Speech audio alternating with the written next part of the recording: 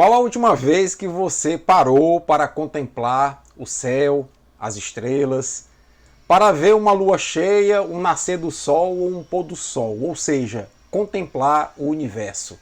Eu estou me propondo a partir do vídeo de hoje a fazer uma série de 3 vídeos explicando para vocês numa linguagem simples a origem do universo e a origem do planeta Terra no primeiro vídeo, a origem da vida em nosso planeta no segundo vídeo, e no terceiro vídeo eu falarei um pouquinho sobre a origem do ser humano em nosso planeta.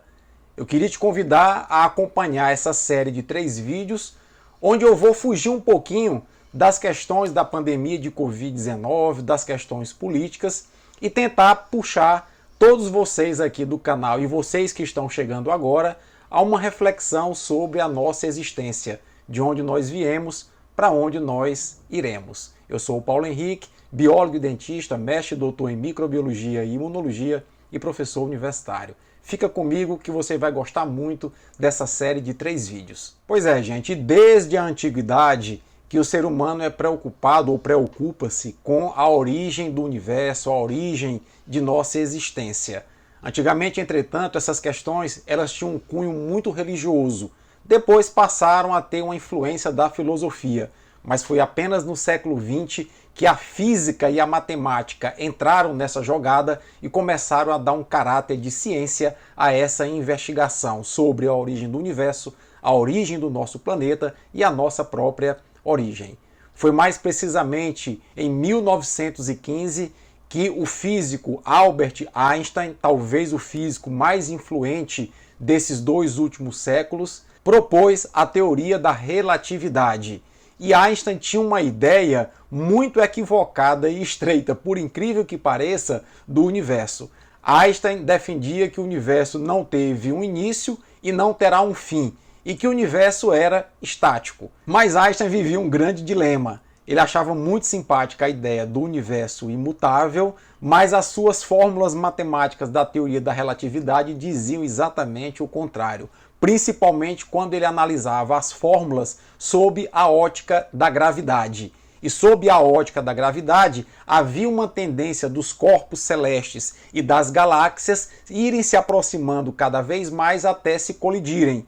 E ele resolveu isso de uma maneira muito simples. Ele criou uma constante cosmológica, uma espécie de força antigravitacional que se rivalizava com a gravidade, mantendo as galáxias e os planetas em seus devidos lugares. Os físicos da época adoraram a ideia, aceitaram a ideia e tudo continuou como Einstein pensava. Um universo sem começo, um universo sem fim, um universo estático. Mas não demorou muito para um astrônomo e físico norte-americano que vivia na Califórnia, chamado Edwin Hubble, montar o maior telescópio refletor da sua época. E com esse telescópio ele demonstrou que as galáxias estavam se afastando, estavam em processo, portanto, de expansão, confirmando que o universo não era estático. O universo, portanto, para Hubble, na lei de Hubble, estava em processo de expansão. E como foi que Edwin Hubble comprovou que o universo estava em expansão? Basicamente, com seu potente telescópio,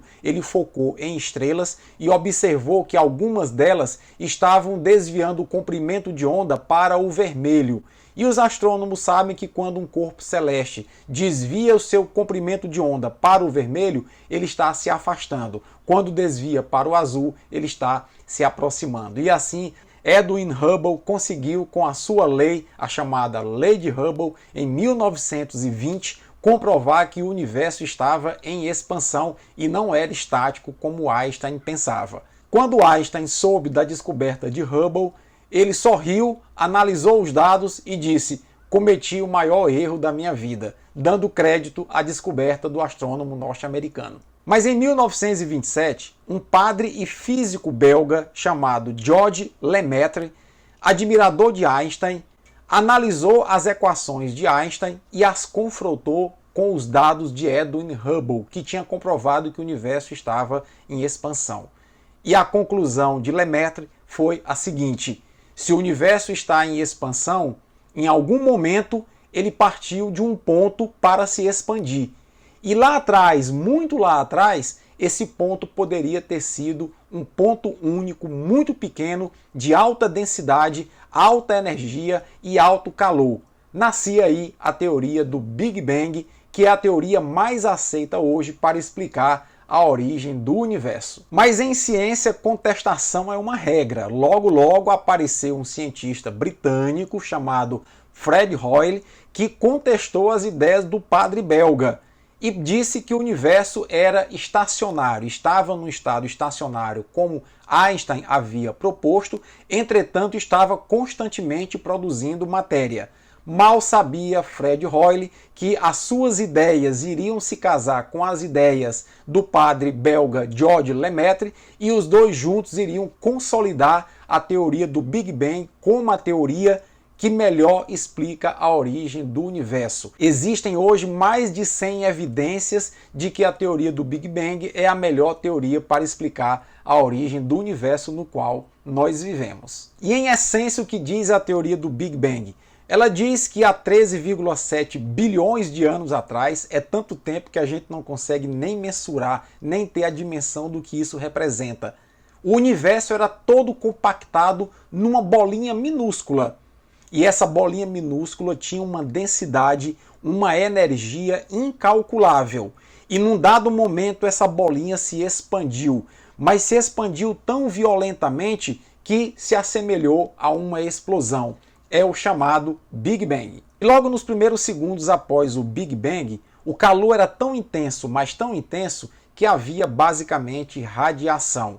E foram necessários 380 mil anos para a temperatura começar a diminuir e, ao diminuir, começar a surgir as primeiras partículas subatômicas. Surgiram quarks, antiquarks, prótons, antiprótons e mais algum tempo depois, quando o universo esfriou um pouco mais, surgiram elétrons e nêutrons e começaram a aparecer os primeiros átomos. E é exatamente nesse momento que a gravidade começa a atuar e separa a radiação da matéria. Algum tempo depois, cerca de 500 milhões de anos depois, surgiram as primeiras galáxias. E algum tempo bem depois, cerca de 4 bilhões de anos depois, surgiu a Via Láctea, a galáxia onde está o nosso planeta Terra. 500 milhões de anos depois, a própria Terra surgia na Via Láctea. Então, o aparecimento da Terra em relação ao universo é um evento bastante recente. Se nós colocarmos numa escala temporal de um dia, 24 horas,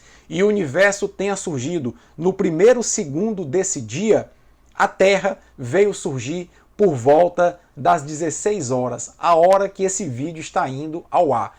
Ou seja, foram necessários 2/3 de um dia cósmico inteiro para a Terra aparecer no universo. A Terra, portanto, é um evento relativamente recente na origem do universo. E logo que a Terra surgiu, ela era basicamente um aglomerado de rochas liquefeitas pelo enorme calor. Essas rochas foram esfriando e foram aparecendo na superfície da Terra rochas sólidas, formando a chamada crosta terrestre. Esse evento veio ocorrer já muito recente na história do universo e o nosso planeta é considerado um planeta jovem na história do universo. E você já ouviu falar na partícula de Higgs e na teoria de tudo, que é a teoria proposta pelo físico britânico Stephen Hawking, que já não está entre nós? Pois bem, para a física moderna existem 4 forças naturais: a força gravitacional, a força eletromagnética, a força nuclear fraca e a força nuclear forte. A teoria de tudo proposta por Stephen Hawking diz o seguinte, que no princípio dos tempos, em condições de alta energia e alta temperatura, essas 4 forças poderiam estar unidas em uma única força. E essa é exatamente a condição da origem do universo. Lá no princípio dos tempos, muito provavelmente, as 4 forças naturais estavam unidas numa única força. E aí surge uma grande questão na física moderna. Que outra força poderia atuar para unir as 4 forças essenciais da natureza? Não se sabe ainda que força seria essa que uniu gravidade, força eletromagnética, força nuclear fraca e força nuclear forte. O que se sabe é que, a partir dessa força que unia as 4 forças naturais, as 4 forças essenciais do universo, originou-se o Big Bang. E aí talvez a física tente explicar a origem de Deus. Talvez essa partícula seja o santo graal da física que explicaria a origem de tudo, a partir de uma força divina, a partir de uma força que a gente não compreende ainda. Essa é uma lacuna que existe na física moderna. Há inclusive relatos de teóricos que acreditam que deva existir alguma coisa antes do próprio Big Bang. Entretanto, embora a física admita um pré-Big Bang, não há ainda elementos científicos que tentem ou que possibilitem a explicação do que havia antes do início. O que se sabe hoje é que o início do universo onde nós vivemos se deu exatamente há 13,7 bilhões de anos atrás, com o Big Bang que eu acabei de explicar a vocês. Eu espero que você tenha gostado da explicação rápida sobre a origem do universo e a origem do nosso planeta, a Terra, e no próximo vídeo eu te convido a compreender como na Terra surgiram os primeiros seres vivos, ou seja, eu vou te mostrar o que a ciência fala acerca da origem da vida em nosso planeta. Se você gostou, deixa teu comentário, tua curtida, não deixa de compartilhar. Forte abraço e até amanhã.